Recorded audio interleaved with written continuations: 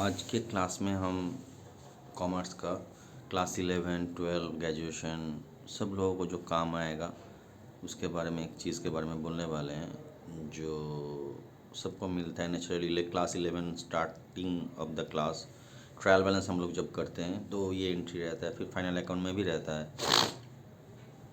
Such as patents, copyrights, trademark.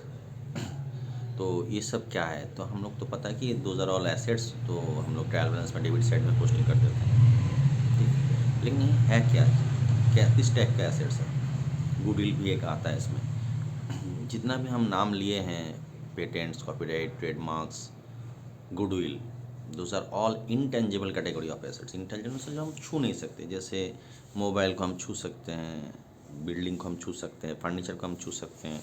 Those are called tangible assets and these are called intangible, मतलब हम इसको छू नहीं सकते। तो ये छू नहीं सकते फिर भी एसेट्स हैं, मन में सवाल उठता होगा तो उसको थोड़ा हम लोग क्लियर कर लेते हैं। फर्स्ट ऑफ ऑल गुडविल क्या होता है। गुडविल होता है एक सबसे बड़ा एसेट्स बिजनेस का, किसी भी बिजनेस का।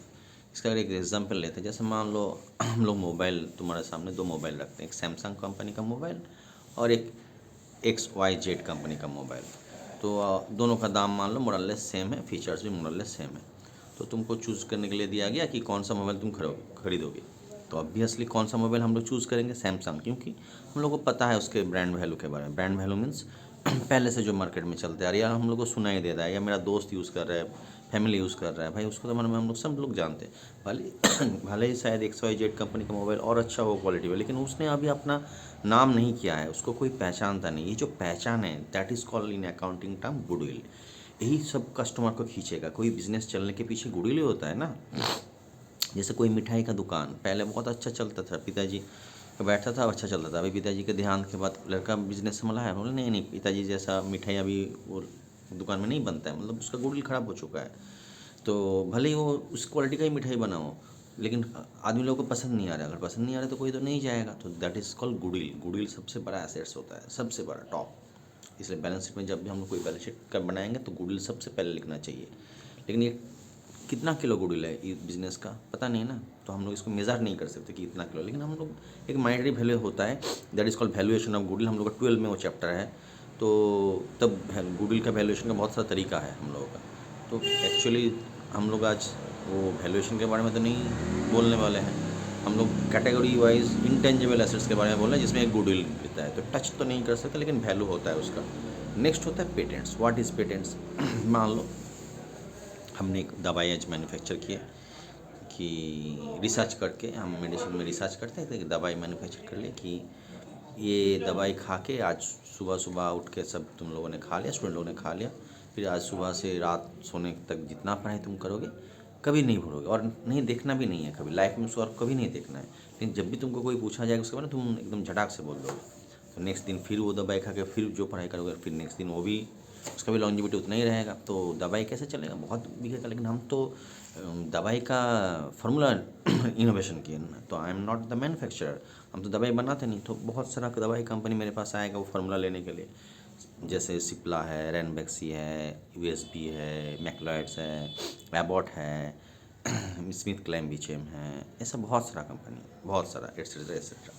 तो ये सब कंपनी, डॉक्टर रेड्डी है, ये सब कंपनी आएगा मेरे पास, सब रिप्रेजेंटेटिव आ गया, फिर बोला सर मेरे को फार्मूला दीजिए। तो सब ने ऑफ़र देगा, कोई ना कोई ऑफ़र मेरा एक्सेप्ट करना ही होगा। तो हम उसमें से जांच करेंगे कौन सा ऑफ़र अच्छा है मेरे लिए। तो हम देखें कि सन फार्मा ने जो ऑफ़र दिया मेरे लिए बहुत अच्छा है, तो हमने उसके साथ एग्रीमेंट कर लिया कि भाई आपको ही फार्मूला दिया जाएगा।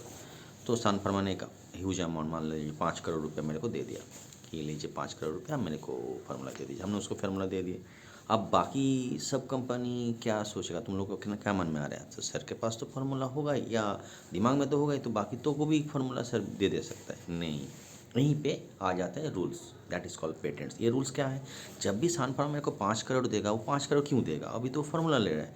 तो उसको पता है ना कि ये दवाई सिर्फ उसी कंपनी में मिलेगा, उसी के कंपनी में मिलेगा। अब स्टूडेंट लोग उसी के कंपनी पास जाना होगा, तो उसने एक या दो साल या 2.5 साल में अपना पैसा पूरा उठा लेगा, उसके बाद प्रॉफिट होना उसका चालू। तो अगर हम मान लो ये फार्मूला हम किसी और को भी दे देते तो उसका तो सेल घट जाएगा, या सबके पास अगर अवेलेबल हो गया तो सब तो उसका एंजॉय करेगा। तो इसलिए उसके साथ मेरा एग्रीमेंट हो गया कि ये फार्मूला हम किसी और को नहीं देंगे। और मान लो हम ये फार्मूला किसी और को देते हैं या किसी और कंपनी में ये दवाई मिलता है तो मेरा जेल हो जाएगा, मतलब पनिशमेंट मिलेगा, दैट इज कॉल्ड इलीगल काम हो जाएगा मेरा। अब फार्मूला तो सान फार्मा कभी लीक नहीं करेगा, तो अगर लीक हो तो मेरे से ही लीक होगा ना, तो इसलिए वो पेटेंट हो गया उसके नाम पे कि ये दवाई सिर्फ वही बना सकता है और कोई नहीं, दैट इज़ कॉल्ड पेटेंट्स। अब ये उसका एसेट्स है ना, 5 करोड़ रुपया देकर उसने वो खरीदा, तो that is called patents, that's जो वो राइट्स उसको मिला, दैट इज़ कॉल्ड पेटेंट्स। तो ये उसका एसेट्स है, क्योंकि उसका वही फार्मूला से जो दवाई बनाएगा उसी के कंपनी में अवेलेबल है, तो जिसको दवाई खरीदना है तो उसी के पास जाना होगा। और जो 5 करोड़ उसने मेरे को दिया ऐसे ही फार्मूला लेने के चलते दिया, वो उसका पैसा वो प्रॉफिटेबल आ जाएगा आहिस्ता आहिस्ता 1 साल 2 साल बाद। नेक्स्ट होता है ट्रेडमार्क। ट्रेडमार्क क्या होता है, जैसे हम लोग एक लोगो देखते हैं ना कि ये भाई ये गाड़ी इस कंपनी का है, मान लो नाम नहीं देखे, मर्सिडीज कंपनी का एक राउंड शेप में 3 स्ट्रेट लाइन आता है, एक जगह मिलता है, BMW का होता है, हीरो का एक लोगो होता है, बाटा का कार सिमुलेटर होता है, श्रीलस का स्ट्रेट लाइन होता है, लाइफ गुड्स LG का एक लोगो होता है, सैमसंग का लिखावट एक लोगो है। तो देख के पता चलेगा कि ये सैमसंग है, ये LG है, लोगो दैट इज कॉल्ड लोगो। तो मान लो हमने एक मोबाइल बनाया और उसमें सैमसंग उस स्टाइल में लिख दिया जिस स्टाइल में सैमसंग लिखता है, तो सबको पता होगा कि सैमसंग का है भाई, क्योंकि वो उसी का लिखता है। या हमने एक गाड़ी बनाए और उसमें BMW का स्टिकर जैसे BMW का होता है वैसे लगा दिया, तो सबको मालूम होगा कि BMW। मारुति का सिंबल लगा दिया तो मारुति का गाड़ी है, लेकिन है तो नहीं ना, सिर्फ सिंबल से पता चलेगा कि गाड़ी है। पता चलेगा बाद में कि जैसे मारुति इस कंपोनेंट को यूज़ करता है वो मेरा गाड़ी में जरूर नहीं होगा, लेकिन बाहर से देख के तो पहले ही लगेगा कि वो मारुति गाड़ी है, सब तो वो पहले ले लेगा कि भाई ये मारुति गाड़ी है। बाद में उसको लैब में जाकर जब टेस्ट करेगा, नहीं नहीं ये मारुति गाड़ी नहीं है या ये सैमसंग मोबाइल नहीं है। तो जिस वजह से जिस सिंबल को देख के हम लोग उस एसेट्स परचेज करते हैं, that is called trademark. Trademark वो ट्रेड करने का एक मार्क होता है उसका, वो लोगों कुछ भी तुम बना सकते हो। नेक्स्ट आता है कॉपीराइट। अब सबको किशोर कुमार को शायद सबको पता है कि किशोर कुमार एक सिंगर था, बहुत अच्छा सिंगर था। उसने बहुत सारा गाना गाया था, हिंदी में, बंगाली में, दूसरे लैंग्वेज में भी गाया था, लेकिन हिंदी बंगाली में ही ज़्यादातर गाया था। तो उसका लड़का का नाम है अमित कुमार। तो किशोर कुमार जो गाना गाया था, जब भी कोई हम गाना गाते हैं तो जैसे अरिजीत सिंह ने भी कोई गाना गाएगा तो कोई एक रिकॉर्ड कंपनी आएगा ना जिसमें वो रिकॉर्ड करना है, जैसे HMV का फुल फॉर्म होता है हिज मास्टर्स वॉइस। तो एक कंपनी होता है, T सीरीज़ एक कंपनी, सोनी एक कंपनी, उस कंपनी में वो गाना वो गाएगा। अब उसी कंपनी के पास वो राइट होगा कि वो गाना वो पब्लिकली मार्केट में लाएगा। अब किशोर कुमार जो गाना HMV में गाया था, किसी और कोई कंपनी वो गाना पब्लिश कर नहीं सकता, लेकिन बहुत सारा क्लॉज है, अगर पब्लिश करना चाहता है तो जिस कंपनी में वो गाया था उसको पैसा देकर कर सकता है, लेकिन पहला राइट्स उसी कंपनी के पास होगा, दैट इज कॉपी राइट्स। तो किशोर कुमार जी ने जब गाना गा के गया था उसके बाद एक कॉपी राइट्स के चलते उसको हर साल या हर महीना एक पैसा उसका फैमिली को मिलता है, वही एग्रीमेंट हुआ था, लमसम एक पैसा मिला था। उसके बाद से वो गाना का राइट्स उसके पास है, उसलिए कॉपी राइट्स, उसको कॉपी वो कर सकते हैं, राइट्स मतलब अधिकार, उसको कॉपी करने का अधिकार। तो वो कॉपी राइट्स के चलते उसके पास और कोई गाना वो कंपनी नहीं निकाल सकता। अब मान लो तुम वो गाना निकालना चाहते हो कि तुमको कोई ज़रूरत है, उस कंपनी पर जाकर तुमको कोई पैसा देना होगा, फिर तुम वो पैसा वो परमिशन देगा, तो वो पैसा दे रहे हो ना, तो उस कॉपीराइट के चलते ही ना दे रहे हो, तो इसलिए कॉपीराइट्स उस कंपनी का क्या हो गया। मान लो HMV में कोई गाना अरिजीत सिंह ने गाया है, आज 5 साल बाद हमको वो गाना किसी और कंपनी में निकालना है, तो हम HMV के पास जाएंगे, भाई ये गाना मेरे को दीजिए लिखित कि हम ये गाना पब्लिश कर सकते हैं, दैट इज़ कॉल्ड कॉपीराइट्स, उसको पैसा मिल गया। तो इसलिए ना अरिजीत सिंह को उसने लामसम पैसा देके गाया था। तो ये हो गया copyrights, this is also an assets. तो ये सब जो हम अभी नाम लिए, गुडविल, कॉपीराइट्स, ट्रेडमार्क्स, तो patents, these are all intangible category, किसी को हम ये टच नहीं कर सकते, लेकिन बहुत मायना रखता है एक बिजनेस के लिए। इसलिए पहला तो ये एसेट्स एंड फिक्स्ड एसेट्स है। कॉपीराइट्स तो 1 महीना की, 1 साल के लिए, 2 साल के लिए नहीं, बहुत साल के लिए होगा। इसी कॉपीराइट से आता है रॉयल्टी। जैसे तुम लोग जो किताब पढ़ रहे हो, जो भी किताब कोई भी देखो, उसमें एक पब्लिशर्स होगा, नेम ऑफ द पब्लिशर्स।